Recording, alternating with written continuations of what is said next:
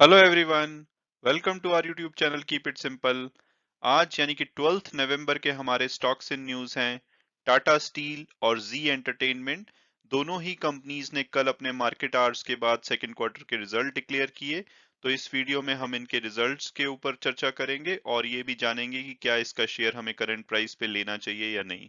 और आगे बढ़ने से पहले अगर आपने अभी तक चैनल को सब्सक्राइब नहीं किया तो प्लीज सब्सक्राइब करके हमें मोटिवेट कीजिए। तो सबसे पहले अगर हम बात करें टाटा स्टील की, तो इनका रेवेन्यू इस क्वार्टर का यानी कि जुलाई से सितंबर क्वार्टर का रहा 60,283 करोड़, जो कि पिछले साल से सेम क्वार्टर के मुकाबले 55% के आसपास बढ़ा।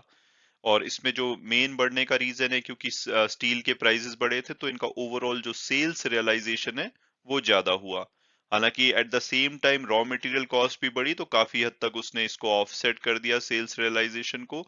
तो ओवरऑल अगर हम इनके रिपोर्टेड प्रॉफिट आफ्टर टैक्स की बात करें तो वो पिछले क्वार्टर के रहे 12,548 करोड़, जो कि पिछले साल जो सेम क्वार्टर था सितंबर क्वार्टर वहां पे थे 1665 करोड़। तो यानी कि पिछले साल के मुकाबले ये 654% इनका प्रॉफिट आफ्टर टैक्स बढ़ा।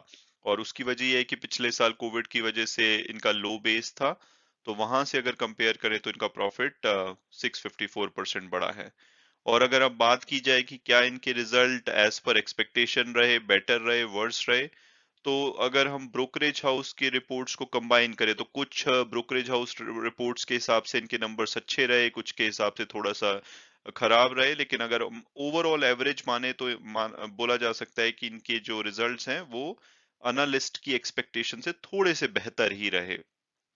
जैसे कि कोटक इक्विटी की अगर हम बात करें तो वो इसका रेवेन्यू 60,049 करोड़ बोल रहे थे, वहां से लगभग 200 करोड़ से ज्यादा इनका रेवेन्यू आया। और जो प्रॉफिट आफ्टर टैक्स की बात है वो 11,976 करोड़ बोल रहे थे, एक्चुअल में 12,548 आया। हालांकि इसमें कुछ एक्सेप्शनल आइटम है, अगर उसको भी हटा दें तो 11,918 करोड़। तो ओवरऑल अनालिस्ट की एक्सपेक्टेशन से थोड़े से बेहतर नंबर रहे।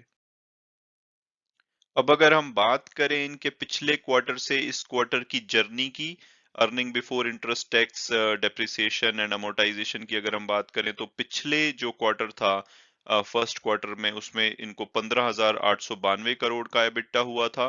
तो वहां से जो सबसे बड़ा कंट्रीब्यूटर है वो जो इनके स्टील के प्राइसेस बढ़े, तो सेल्स रियलाइजेशन की वजह से 6,884 इनको एक्स्ट्रा प्रॉफिट हुआ।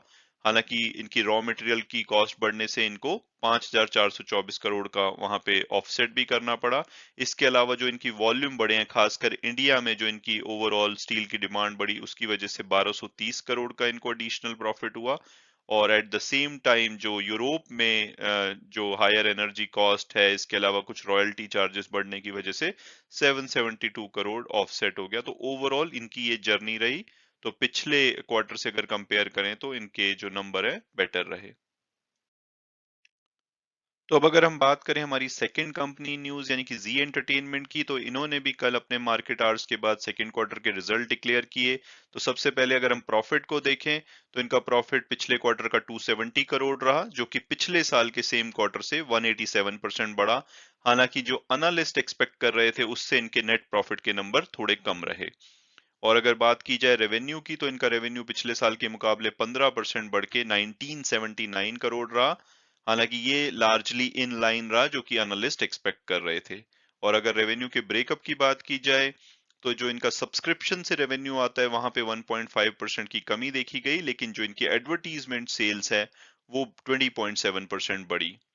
इसके अलावा अगर ऑपरेटिंग मार्जिन की बात की जाए कंसोलिडेटेड बेसिस पे, तो वो 2.8% गिर के 20.8% रहे। और उसका मेन कारण था कि जो इनकी ऑपरेशनल कॉस्ट बढ़ी, एडवर्टीजमेंट एक्सपेंसेस काफी बड़े कंपनी के।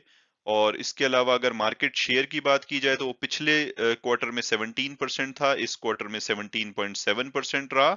हालांकि ये पिछले क्वार्टर से तो बेटर है, बट अगर हम पिछले साल से सेम क्वार्टर से कंपेयर करें तो वहां से अभी भी ये कम है। पिछले साल इनका 19% का जो मार्केट शेयर था। और अगर मर्जर विद सोनी की बात की जाए जो इन्होंने अनाउंस किया था, जिसके बाद इनका शेयर भागा था, तो वहां पे कंपनी ने कहा है कि ड्यू डिलिजेंस प्रोसेस शुरू हो चुकी है और वो उसकी प्रोग्रेस स्टेडी है। और जो इन्होंने टाइमलाइन उसके लिए सेटअप की है उसमें वो कंप्लीट हो जाएगा या इवन उससे पहले हो जाएगा। इसके अलावा कंपनी का एक इन्वेस्को के साथ जो प्रॉब्लम चल रही है कि वो इनके सीईओ को हटाने की मांग कर रहे थे, तो उस पे कंपनी ने कोई भी टिप्पणी नहीं दी है। तो अब इम्पोर्टेंट क्वेश्चन ये है कि क्या करंट प्राइस पे हमें जी एंटरटेनमेंट का शेयर लेना चाहिए। तो सबसे पहले अगर हम इसकी पास्ट परफॉर्मेंस देखें तो लॉन्ग टर्म यानी कि 3 साल में तो इन्होंने 30% की नेगेटिव रिटर्न दी है।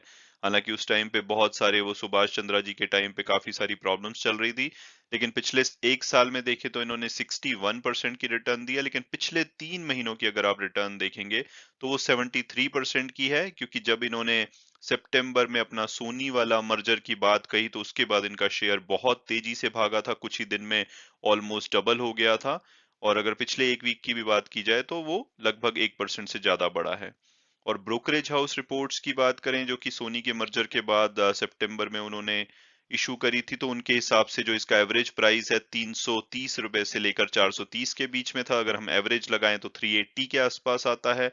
और अगर हम टिकर टेप के प्रोडक्टिव एनालिसिस को देखें तो वो इसका एवरेज प्राइस 400 रुपए बताते हैं, हायर साइड पे 450 और लोअर साइड पे 192।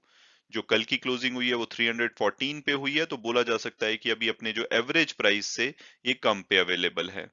और अगर हम इनके पीयर्स और फंडामेंटल एनालिसिस को देखें तो एक मिड कैप कंपनी है, 30,000 करोड़ के आसपास का मार्केट कैपिटलाइजेशन है। इनका अगर पी रेशो देखें तो थोड़ा बढ़ गया है, अभी इनका शेयर प्राइस काफी भागा है। तो अगर इनका जो मेन कॉम्पिटिटर है सन टीवी जो कि इनके बराबर की कंपनी है, उसके मुकाबले में इनका पी रेशो ज्यादा है, हालांकि पीबी रेशो बेटर है। रिटर्न ऑन इक्विटी इनकी कम है। तो ओवरऑल अगर मेरी पर्सनल ओपिनियन पूछी जाए तो मुझे लगता है कि अगर सोनी वाली डील एज पर प्लान गई तो कंपनी में बहुत ज्यादा पोटेंशियल है, और ये यहाँ से लगभग आपको 30 से 40% की रिटर्न आने वाले 1 साल में दे सकता है।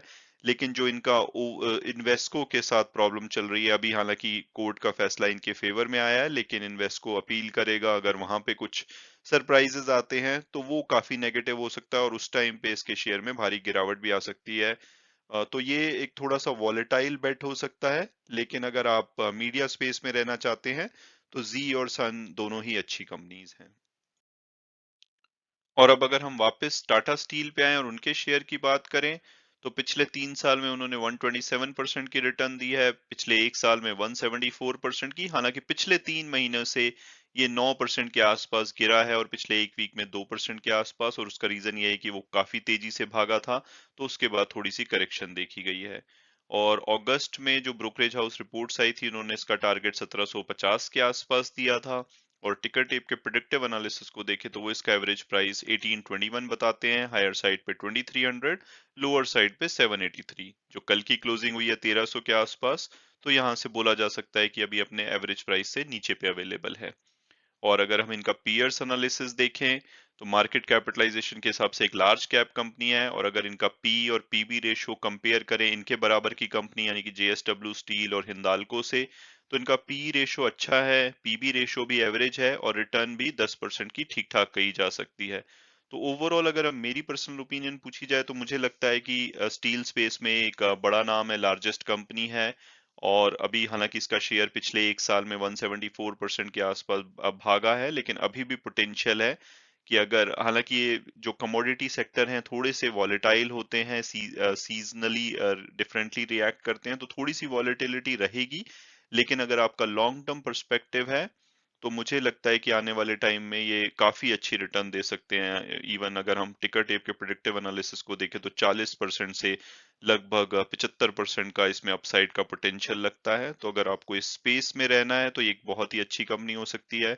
और अगर बात की जाए शॉर्ट टर्म की कि क्या रिजल्ट के बेसिस पे कुछ मूवमेंट आ सकती है, तो पीछे इसका शेयर एक वीक में 2% के आसपास गिरा है। और रिजल्ट जो जैसा कि बताया कि कुछ एनालिस्ट के एक्सपेक्टेशन से बेटर हैं, कुछ से खराब हैं, लेकिन ओवरऑल अगर हम एवरेज देखें तो स्लाइटली बेटर ही हैं। तो थोड़ा हो सकता है कि आज ये पॉजिटिवली रिएक्ट करें। और अब अगर बात की जाए अर्निंग सीजन की तो आज भी 767 कंपनीज हैं जो कि अपने रिजल्ट डिक्लेयर करेंगी। उसमें से कुछ बड़े नाम है Coal India, Grasim, Hero MotoCorp, Hindalco, Amara Raja battery, Motherson Sumi, ये कुछ बड़े नाम हैं जो कि आज रिजल्ट डिक्लेयर करेंगे। इसके अलावा वीडियो क्लोज करने से पहले मैं हमेशा की तरह डिस्क्लेमर दूंगा कि अगर आप किसी भी शेयर में इन्वेस्ट करना चाहते हैं तो अपने फाइनेंशियल एडवाइजर से बात कीजिए, अपनी फर्दर रिसर्च कीजिए, और उसके बाद अगर आप कंफर्टेबल होते हैं तभी आप उसमें इन्वेस्ट कीजिए। Thanks so much for watching the video and God bless you all.